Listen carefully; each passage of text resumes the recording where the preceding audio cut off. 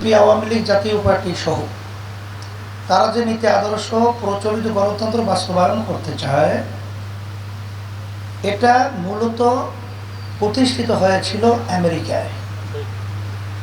আমেরিকার প্রাক্তন president Abraham Lincoln তিনি এই প্রচলিত গণতন্ত্রের থিওরি দিয়েছিল, government of the people, by the people, for the people.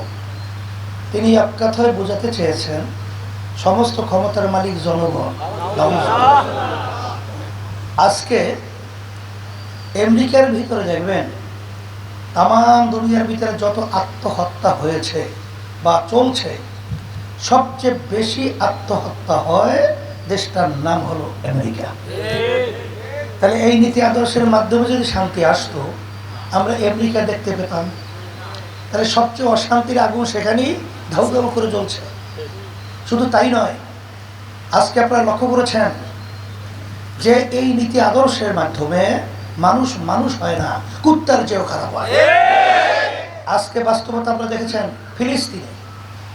আজকে আমার মুসলমান ভাইদের উপরে, মা বোনদের উপরে, আমার ছোট বাচ্চাদের উপরে যে অন্যায়ভাবে হত্যাযজ্ঞ চালাচ্ছে, এটা কোনো নীতি আদর্শ হতে পারে? এটা কোনো মানবতা হতে পারে? হ্যাঁ। তাহলে এই নীতি আদর্শের মাধ্যমে আসলে এই ইজরায়েল সহ তাম দুনিয়ার মধ্যে যত অশান্তির আগুন ধাউ ধাউ করে জ্বলছে, জ্বালাচ্ছে, এর মূল পিছনে হোতা হলো আমেরিকা।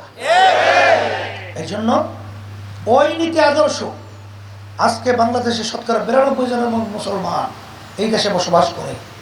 ওই নীতি আদর্শের মাধ্যমে আমাদের দেশ শান্তি হবে, মানুষ শান্তিতে থাকবে, আর মানুষ এই পরকালের মুক্তি পাবে।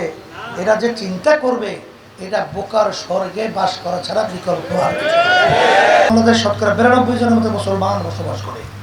এই দেশের ভিতরে মুসলমানদের সর্বমত দায়িত্ব কর্তব্য হলো যে আমরা নীতি আদর্শ রাষ্ট্রীয় পর্যায়ে বলেন, ব্যক্তি পর্যায়ে বলেন, সামাজিক বলেন, সর্বত্র আমরা জড়ায়ে থাকবো ইসলামী নীতি আদর্শের সাথে।